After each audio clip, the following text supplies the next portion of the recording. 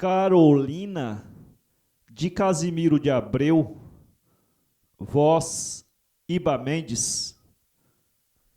Capítulo 1. Adeus. Na estrada que conduz de Lisboa a... erguia-se há poucos anos uma casa de bonita aparência, com sua vinha verdejante, seu pomar odorífero, seu jardim pequeno, mas bonito, suas alamedas, curtas, mas frondosas. O muro da quinta era alto bastante e, contudo, os ramos das faias e dos choupos gigantes debruçavam-se sobre ele, assombrando com sua folhagem majestosa a estrada que o mesmo muro flanqueava para um pequeno espaço.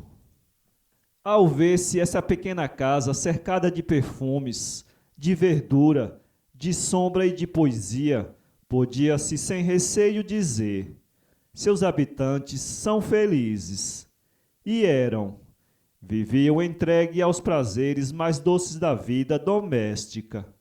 Acordavam quando a natureza despertava, no meio do trinar das aves, do sorrir da manhã e do sorrir das flores. Adormeciam sossegados ao som do vento da noite que zunia, dobrando a coma dos arvoredos. Era uma bela tarde de maio de 1848. Os raios moribundos do sol, no ocaso, pareciam dormir nos bastos olivais que coroavam a crista dos outeiros. Uma viração suave e branda refrescava a atmosfera, sussurrando por entre as folhas e alterando o espelho tranquilo do lago, onde o cisne vogava majestoso. O céu trajava o azul mais puro, apenas manchado aqui e além por ligeiras nuvens brancas, semelhantes a vapores, como se fossem os rolos de incenso que os turíbulos da terra enviavam aos pés do Senhor, impelidos pelas auras bonaçosas. Era, na verdade, uma tarde de primavera, da primavera, mocidade do ano, dessa quadra amena e deleitosa, que por toda a parte entoa o canto grandioso da criação. No fim de uma das alamedas da quinta, debaixo do lindo caramachão, acabavam de assentar-se um rapaz de 20 a 22 anos e uma menina de 17 ou 18.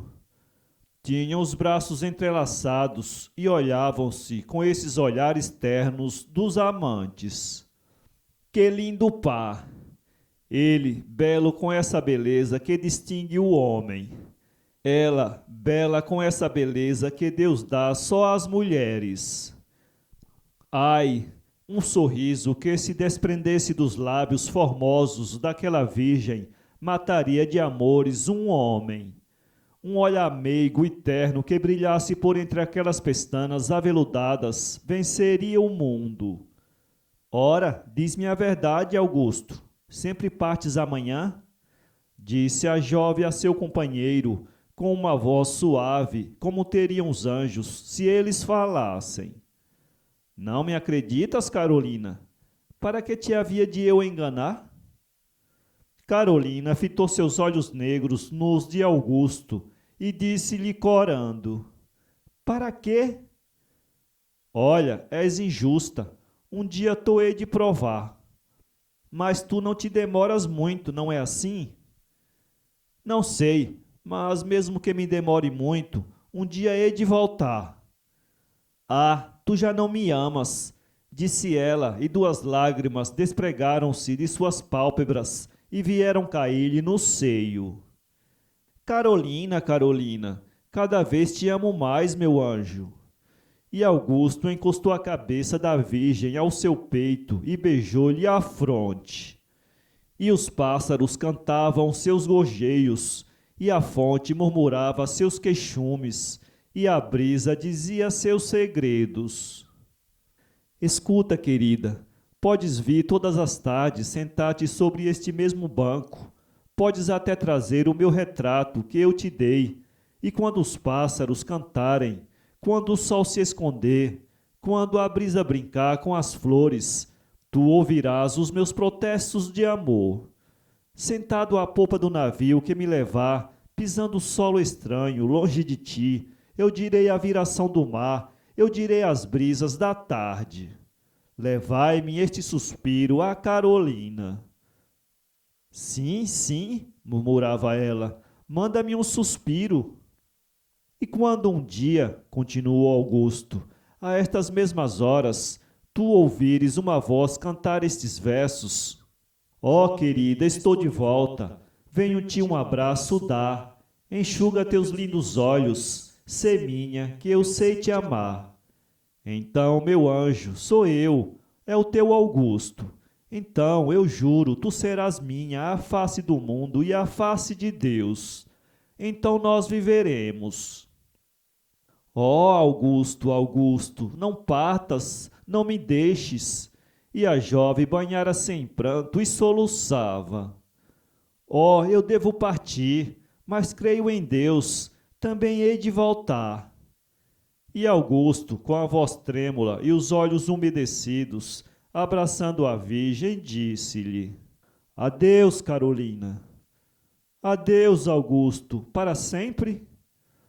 Não, não. E seus lábios se encontraram num longo beijo de amor, no meio de lágrimas e soluços.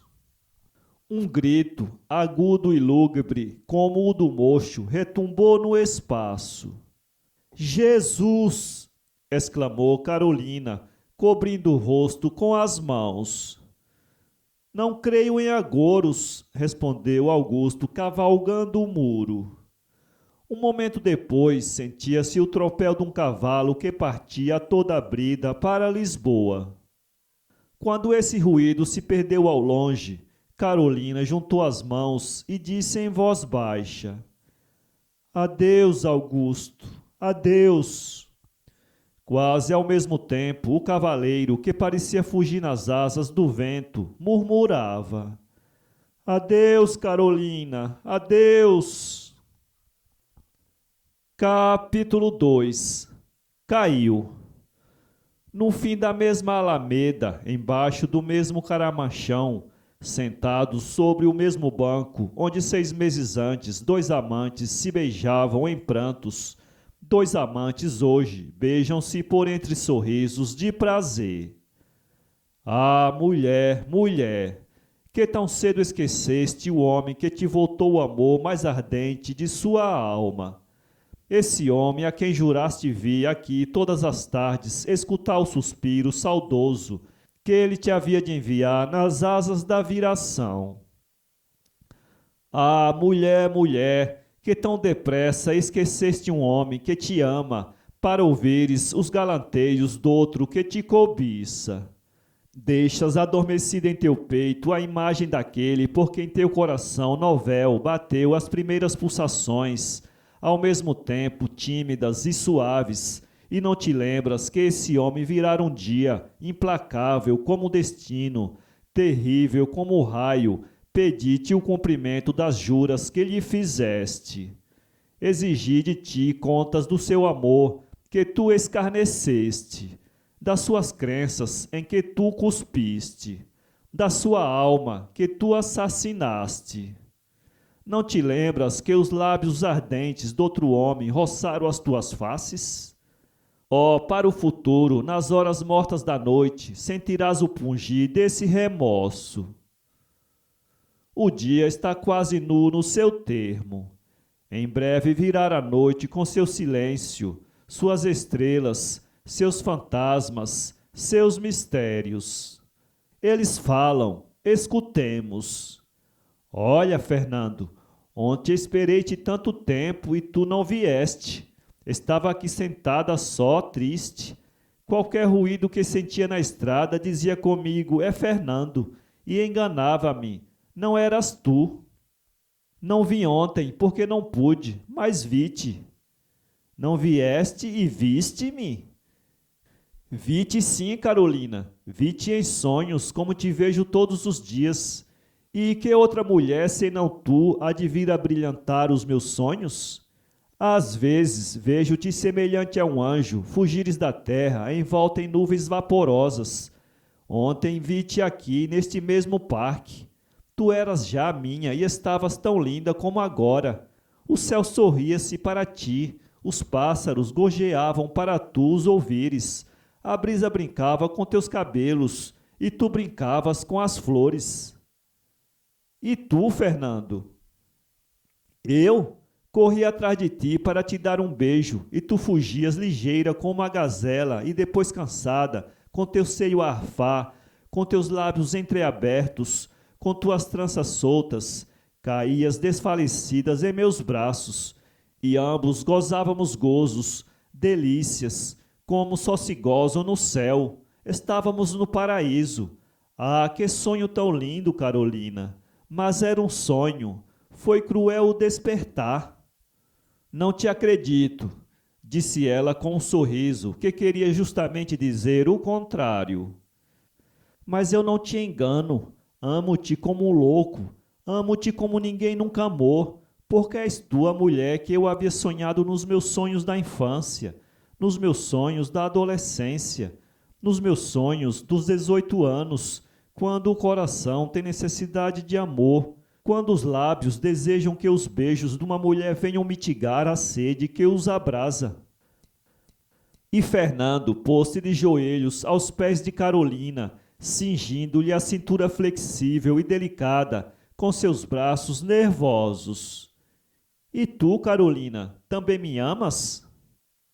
Muito, muito, disse ela, e, subjugada pelo olhar ardente de Fernando, uniu seus lábios corados aos dele, que queimavam.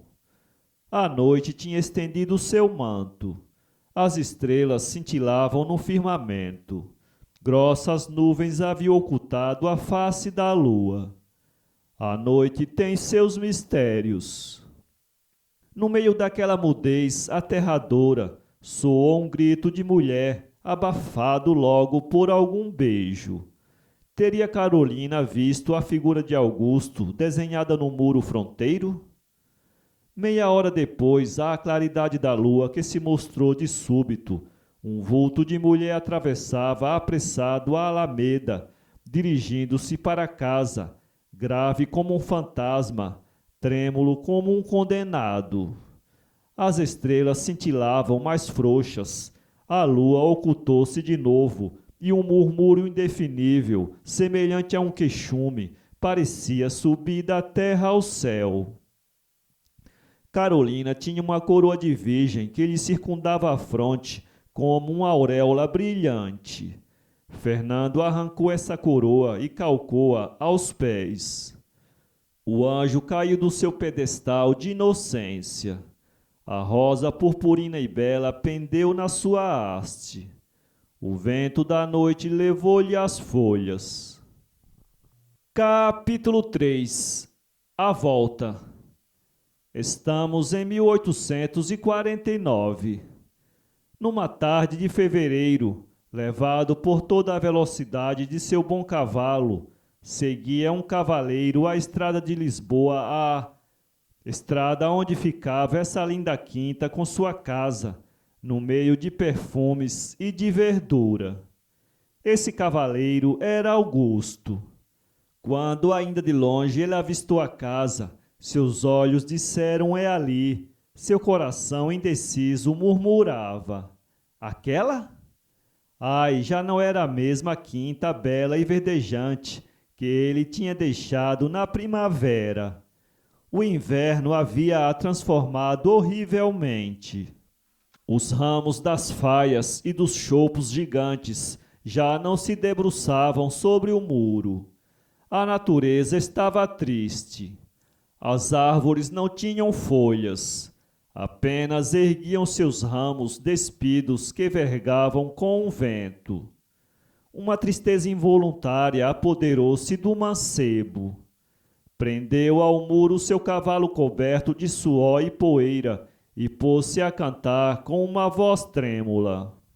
Ó querida, estou de volta, venho-te um abraço dar. Enxuga teus lindos olhos, sê minha, que eu sei te amar. Nenhuma voz respondeu à sua copla apaixonada. Um silêncio profundo reinava nas alamedas. Só os ramos das árvores se agitavam. Disse-ia ser um cemitério. Augusto teve um pressentimento. Sua fronte empalideceu por um instante, mas continuou repetindo: enxuga teus lindos olhos, sê minha, que eu sei te amar. O mesmo silêncio terrível. Só o eco repetia triste suas últimas palavras: sê minha, que eu sei te amar. Saltou o muro e alongou a vista impaciente. Que tristeza! As alamedas estavam desertas, o jardim já não florescia, o lago já não tinha o seu cisne, a natureza já não sorria. Foi direito ao Caramanchão. Ele lá estava no mesmo lugar com o seu banco de cortiça, mas a fonte que dantes murmurava parecia gemer agora. Augusto sentou-se no banco com a cabeça encostada a uma das mãos e olhou para tudo com uma indizível tristeza. Ai, os pássaros já não cantavam, nem a brisa brincava à travessa. Então o pranto correu-lhe livre, o seu coração dizia-lhe que chorasse. Foi aqui, murmurava ele, foi aqui que me despedi dela, foi aqui que prometi torná-la a ver. Meu Deus, quantas lágrimas não derramei quando atravessava o oceano que me separava da pátria, onde ficara a minha alma. E agora que torno a ver a terra onde nasci, agora que devia ver a minha Carolina, não sei por que sinto uma vontade imensa de chorar. Carolina, Carolina, bradou ele, vem ver o teu Augusto, vem dizer-lhe que sempre o amaste, vem dar ao desgraçado que chorou os prantos da saudade o teu beijo de amor. E os soluços abafaram-lhe a voz no peito. Mas o mesmo silêncio lúgubre continuou. Nem uma voz, nem um som respondeu aos gemidos do amante. Ergueu-se pálido e trêmulo e caminhou vagaroso pela alameda que ia dar ao jardim, cantando sempre com a sua voz comovida aquela cópula que tão bem exprimia os desejos do seu coração. Chegou ao jardim e olhou. A casa tinha as portas e as janelas todas fechadas. Também estava deserta. Mudaram-se, disse ele. Carolina já aqui não está. E volta pensativo para o Caramanchão e parou diante da fonte. Onde está Carolina? Perguntou ele, como se a fonte pudesse responder-lhe. Onde está Carolina? Perguntou ele às árvores e parecia esperar a resposta. Mas a fonte continuava a correr e as árvores a agitar os ramos. Então adeus, meu Caramanchão, minha fonte, meu jardim, adeus! E Augusto saltou o muro e quis passar por diante da casa onde estivera a sua amada. Quando aí chegou, parou e pôs-se a olhar para a janela onde a tinha visto a primeira vez. Jesus, meu Deus, aquele não é o senhor Augusto? Dizia uma saloia que passava por ali a seu marido. Parece que é, respondeu o saloio. Ao ouvir o seu nome, Augusto olhou para o lado de onde partiram as vozes e reconheceu-os. Depois de os cumprimentar, perguntou logo: diga-me, o senhor Ferraz já aqui não mora? Há que tempos, mudaram-se pelo Natal. Sabe para onde? Isso é que não sei. Tanto ele como a senhora estavam muito tristes e tinham razão. Aqueles desgostos não são para menos. Então eles tiveram algum desgosto? Perguntou Augusto, que pressentia a morte de Carolina. E muito grande. Sua filha, a senhora Dona Carolina, fugiu. Carolina fugiu? Perguntou Augusto com uma voz que assustou a pobre mulher. Sim, senhor, respondeu ela. Foi no meado do mês de dezembro. Custa acreditar que uma menina tão boa deixasse sua mãe, e daí pode ser que fosse roubada, quem sabe? Augusto já não ouvia nada, estava louco. Oh, meu Deus, murmurou ele. Jesus, que é isso, senhor Augusto? Perguntou a mulher, vendo-lhe a extrema palidez e o chamejar sinistro dos olhos. E eu que a amava tanto, continuou ele em voz baixa. A saloia compreendeu e afastou-se, murmurando. Pobre rapaz, o que lhe fui eu dizer? Augusto ficou ainda algum tempo imóvel, com os olhos turvos e o peito arquejante, mas depois ergueu a fronte de repente e bradou com uma explosão terrível de dor. Ah, mulher, mulher, tu me mataste! Desprendeu seu cavalo, montou e desapareceu na estrada. Ainda olhou de longe uma vez para aquela quinta deserta e triste, que lhe inspirava tantas recordações. Capítulo 4. O mundo. O esplêndido sol de um dia de junho de 1852 brilhava com toda a sua força. Lisboa, a ufana, curvada graciosa para o Tejo, que lhe beija as plantas, oferecia alegre as suas torres, seus palácios, suas praças, suas ruas, aos raios ardentes desse astro vivificador. Entranhemo-nos por essa Lisboa, labirinto como tantos outros que se chamam Paris, Londres, etc. Vereis por toda a parte desonra, infâmia, crime.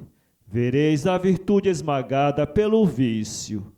Vereis a pá da mais deslumbrante opulência, a mais horrível miséria. Vereis o pobre ajuntar as migalhas dos festins e das orgias do rico. Vereis desacatada a religião, profanado o templo, insultado o Cristo. E vive-se nesse inferno? Perguntarei vós.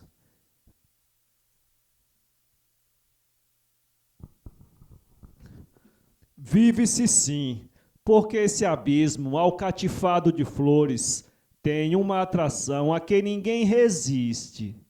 Vive-se sim, porque aí pode o malvado esconder a fronte criminosa no meio da multidão que se agita e ruge como o oceano em dia de cólera.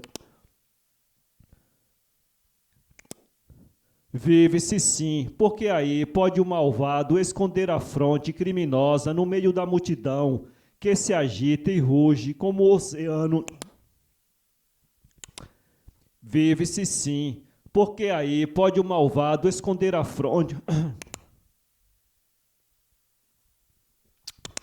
Vive-se sim, porque aí pode o malvado esconder a fronte criminosa no meio da multidão que se agita e ruge como o oceano em dia de cólera.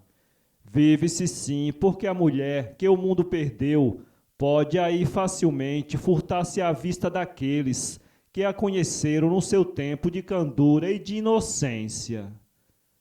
Vinde, por aqui? Sim, por aqui. Causam-vos nojo estas ruas estreitas, tortuosas e lamacentas? Também a mim. Reparai como estes prédios denegridos exalam um fétido insuportável. Tudo respira orgia, vício. Não vedes essas mulheres que nos atraem com seus olhares voluptuosos, seus sorrisos de amor, seus requebros lascivos? São mulheres perdidas, coitadas, arrojaram-nas nesse abismo de devassidão e não há mão que as salve. Hão de morrer revolvendo-se nesse lodaçal imundo. Desçamos esta calçada. Não vedes além aquela jovem pálida e linda encostada à sua janela? Tem seus olhos negros fitos no céu. Talvez esteja passando pelo pensamento toda a sua vida, quem sabe? Olhai, também tem sobre a fronte o cunho da prostituição. Mas reparai bem, não vos parece, assim como a mim, tê-la já visto? Esperai, Há de haver 4 anos, numa linda quinta. Chamava-se Carolina. Carolina, aquela virgem que passeava pensativa e bela no seu jardim, inocente como uma pomba? Oh, o mundo, o mundo! E foi um miserável que a perdeu. Fernando, Fernando, o que fizeste? Onde está teu filho, malvado? Meteste-o na roda. Vai, monstro, vai ver se o encontras agora no meio dessas crianças condenadas a viver sem jamais receberem uma carícia de sua verdadeira mãe, sem que na hora derradeira se recordem com os beijos maternos lhe roçassem as faces na sua infância. E quando um dia um homem puser sobre teu peito a ponta do seu punhal, exigindo-te a bolsa ou a vida, terás a certeza de que esse bandido não seja o teu filho?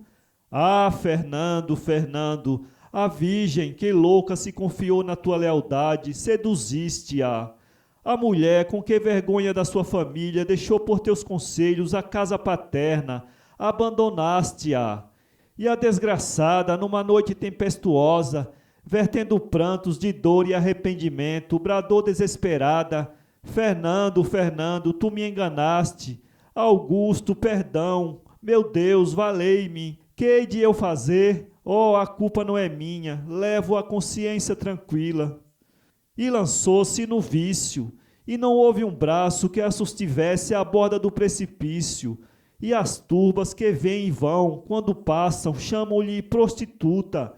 Covardes, não insulteis essa mulher, foi um homem que a perdeu. Lembrai-vos que ela já foi virgem. Lembrai-vos que essa rosa, hoje pálida, desabotada, murcha e estendida no solho do lumpaná, já foi um botão mimoso que entreabria risonho no jardim florido e que o vendaval da vida derrubou. Não a insulteis, resgatai-a do vício, tirai-lhe o labéu infamante que lhe pesa sobre a fronte, e Deus vos recompensará. Não a insulteis, que aquele pobre coração há de sofrer tormentos horríveis. Quantas vezes não terá ela chorado lágrimas de sangue, lembrando-se das carícias de sua mãe, do amor de seu pai, dos seus dias sossegados e felizes, passados no lar doméstico. Quantas vezes não terá pensado no seu Augusto, que tanto a amava e que talvez agora a amaldiçoe. E essa infeliz, ralada por sofrimentos horríveis, não terá na última hora mão amiga que lhe venha cerrar as pálpebras?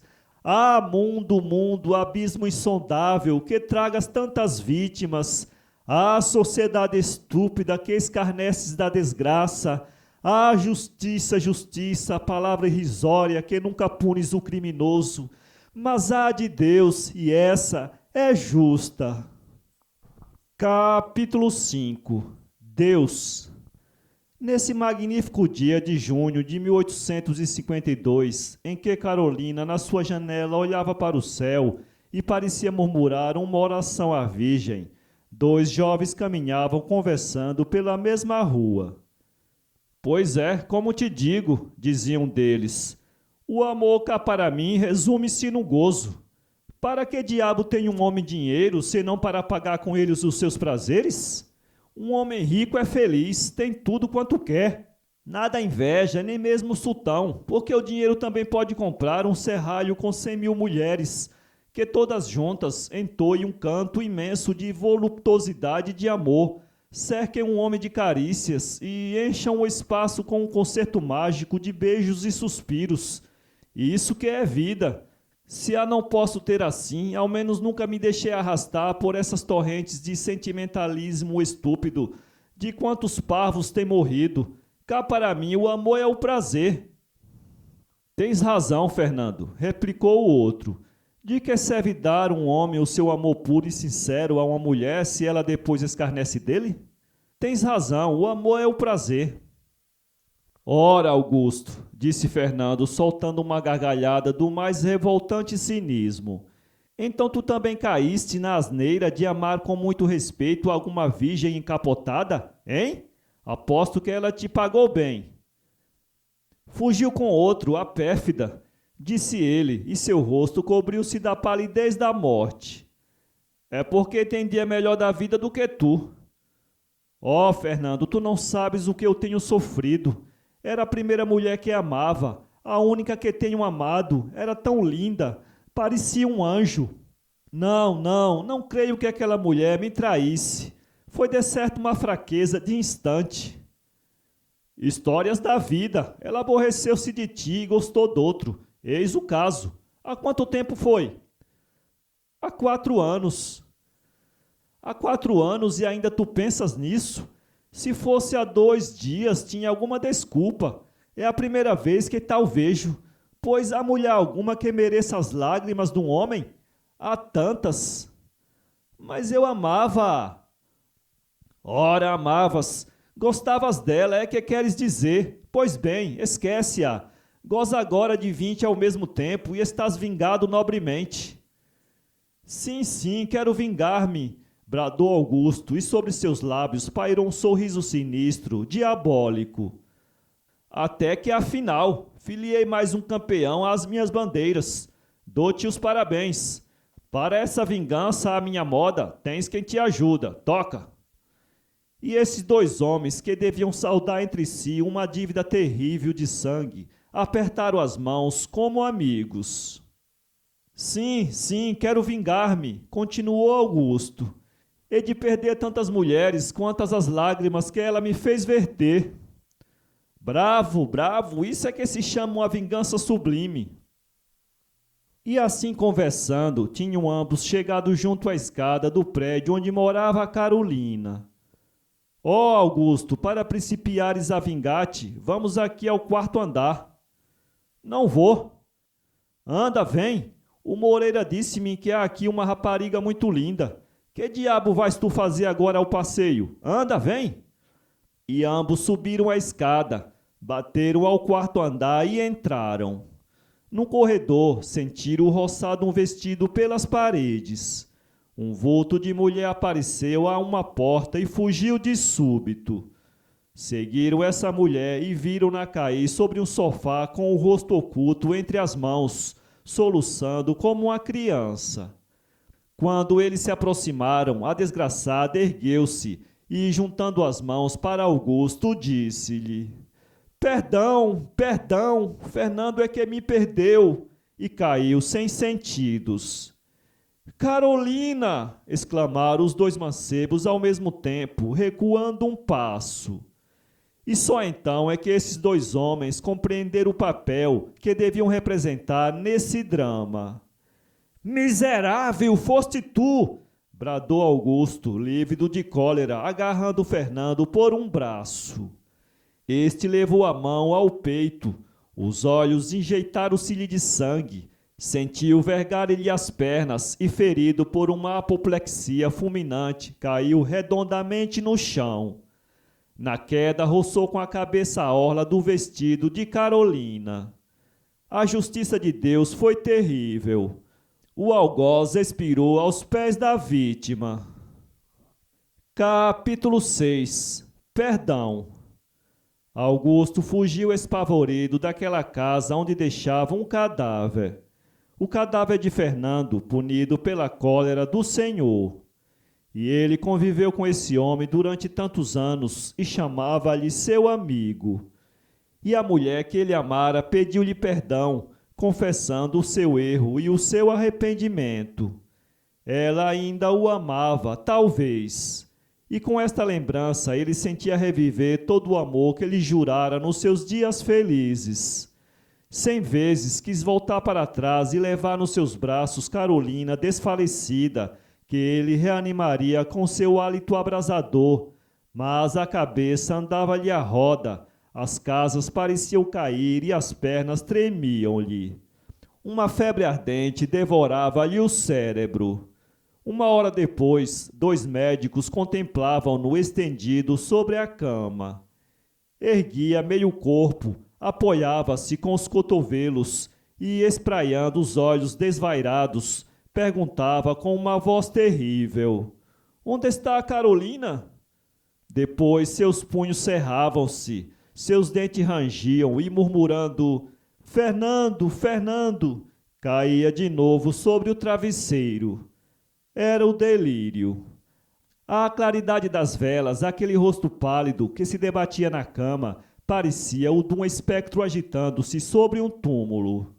À meia-noite cessou-lhe a febre e um sono tranquilo e longo o conservou deitado até às 10 horas da manhã. Apenas acordou contra a ordem expressa dos médicos, vestiu-se e saiu. Quem o visse na rua diria ser um fantasma. Estava desfigurado como um cadáver. Só seus olhos tinham um brilho imenso. Dirigia-se apressado para a casa onde se desenrolara a seus olhos o drama da véspera. Queria ver Carolina. Quero falar à menina Carolina, disse ele à dona da casa. Apenas entrou. O senhor certamente enganou-se com a casa. Aqui não há nenhuma Carolina. Pois ela não estava aqui ontem? Carolina? Não, senhor. Se eu estava aqui quando ela desmaiou ontem à tarde? Ah, é verdade, mas ela chama-se Amélia. Mudou de nome, disse consigo o mancebo. Tinha vergonha que a conhecessem. Depois, dirigindo-se à mulher. Não lhe podia falar agora? Ela já cá não está. Saiu mesmo quase à noite, deixando-me uma carta para entregá-la a uma pessoa que a devia vir aqui procurar ontem ou hoje. Queira ter a bondade de me dizer o seu nome? Augusto. Justamente, vou já buscá-la. Esperava que eu viesse ontem ou hoje e não quis que eu a visse, murmurou ele, e apenas a mulher saíra da sala. Compreendo-te, Carolina. Tu ainda me amas e receavas que eu te repelisse agora que estás manchada, quando te havia deixado pura. Não te repilo, porque o meu coração bate da mesma maneira que batia há 4 anos, porque para mim sempre serás a mesma Carolina virgem, inocente, que eu respeitei como irmã, porque terias de mim o perdão voluntário dessas faltas que o mundo te fez cometer. Oh, para que me separei de ti? Para que fiz aquela viagem? E abafou com o lenço as lágrimas que lhe saltaram dos olhos. Aqui está a carta, disse a mulher entrando. Augusto recebeu-a e desceu precipitadamente as escadas. Queria lê-la em casa, porque aí ninguém viria perturbar-lhe a sua dor. Meia hora depois, sentada a uma mesa, lia ele a carta de Carolina. Augusto, perdão. É de joelhos que te imploro. Não me amaldiçoes, por piedade, ouve-me primeiro. Bem sei que te rasguei o coração, porque tu me amavas deveras, mas já tenho expiado de sobra o mal que te fiz. Para que me deixasses tu para fazer aquela viagem? Antes não fosses. Chorava todas as tardes debaixo do caramanchão por ti. Chorei 3 meses. Um dia vi Fernando. Um dia. Perdão. Foi fraqueza. Manchei o corpo, mas a alma ficou pura. Não amava senão a ti. Desde esse dia a tua imagem perseguiu-me sempre. Tremia diante da minha família, tremia diante de Deus, tremia diante de tudo. Era culpada. Uma noite, enfim, seduzida por aquele homem que prometera desposar-me, reparando a falta, deixei a casa onde nascera para nunca mais voltar. Passei essa última tarde com minha mãe, que eu abracei e beijei 1000 vezes. Minha pobre mãe, que nunca mais te hás de sorrir para mim. Meu pobre pai, que nunca mais me chamarás a tua Carolina. Oh, Augusto, eu tenho sofrido muito. Depois meu filho foi me arrancando dos braços, e quando pedi a Fernando os meus dias felizes, a minha honra, as carícias de minha mãe e os afagos de meu pai, ele respondeu-me com uma gargalhada e abandonou-me. Para onde havia de ir? Para a casa de meus pais? Eles fechariam a porta à filha indigna que lhes manchara o nome. Não tinha coragem bastante para suicidar-me. Arrojei-me no abismo. Mas todas as noites pedi a Deus nas minhas orações que te pudesse ver ainda uma vez antes de morrer, a ti, o único que tenho amado. Deus ouviu-me. Deus puniu Fernando. Adeus. Parto para longe de ti. Nunca mais me verás. Não, nunca mais. porque é impossível que o coração de um homem possa amar a mulher que o traiu. Mas ao menos lembra-te que Cristo perdoou a seus algozes. Perdoa-me também. Ó sim, Augusto, perdão, perdão, para Carolina. Sim, sim, perdoo-te, exclamou o mancebo, deixando cair a carta das mãos. Perdoo-te, porque sinto renascer todo o amor que eu julgava extinto. Carolina, Carolina, bradou ele, erguendo-se. Vem a meus braços, vem, que eu te dou todo o amor que encerra o coração de um homem. Meu Deus, dai-me a minha Carolina, que eu nunca amei outra mulher no mundo. Capítulo 7. A última hora. Um mês depois, nos últimos dias de agosto, Carolina gemia agonizante em Setúbal. Que coração de mulher resistiria a tantas comoções? Com a cabeça formosa recostada num travesseiro, firme e resignada, ouvia ela da boca do sacerdote as doces e consoladoras palavras do Evangelho. Sobre uma pequena mesa via-se um crucifixo entre duas velas acesas, que espalhavam pelo quarto a sua claridade mortuária. Ó, triste e solene hora do passamento! Como se patenteia então eloquente o nada das grandezas humanas. Filha, dizia-lhe o padre com sua voz suave, lembrai-vos só de Deus diante do qual ides em breve comparecer. Arrependei-vos, filha, e ele, que é um Deus de bondade e misericórdia, há de perdoar-vos. Deus perdoa-me, padre. Perdoa-vos sim, filha.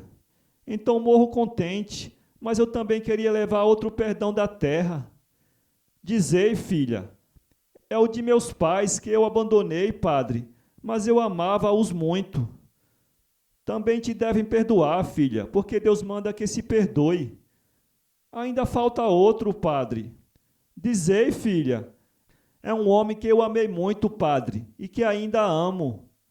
Fizestes-lhe mal, filha? Traiu, padre, disse ela, chorando. Descansa, filha, ele também te há de perdoar. Meu padre, eu queria pedir-vos um favor. Falai, filha. É de enviardes para Lisboa a carta que está sobre aquela mesa. É o último adeus que eu digo àquele homem. Eu enviarei a carta, filha, mas por que chorais? São ainda lembranças deste mundo que vos pungem? Já vos arrependestes sinceramente de tudo. Pois bem, desligai o pensamento de tudo que é terrestre, mesquinho e pequeno, e pensai em Deus, sublime e grande. Padre, padre, eu vou morrer. Repeti-me que Deus me perdoa. O padre aproximou-se e, curvado sobre o leito, dizia-lhe: Minha filha, Deus é bom. Deus perdoa quando seus filhos se arrependem, como vós vos arrependestes. Minha pobre mãe, adeus, murmurava agonizante. Perdoa tua filha, meu pai. Depois um tremor percorreu-lhe os membros. Um soluço saiu de seu peito e, fazendo um último esforço, disse: Adeus, Augusto! E a voz expirou-lhe nos lábios, e a cabeça pendeu para o lado, sem um gemido. Estava morta. O padre contemplou-a há um instante, mudo e enternecido. Morreu, disse ele, enxugando uma lágrima. Ainda tão jovem, foi o mundo que a matou.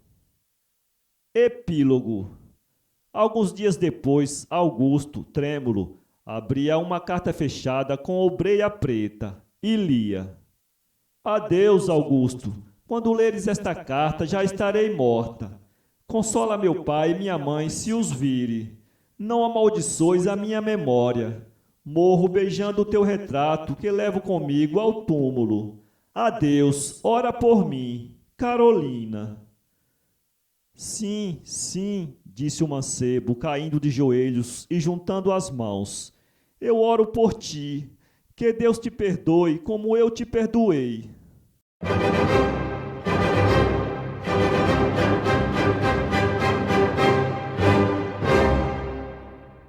Para ler essa história, acesse www.poeteiro.com.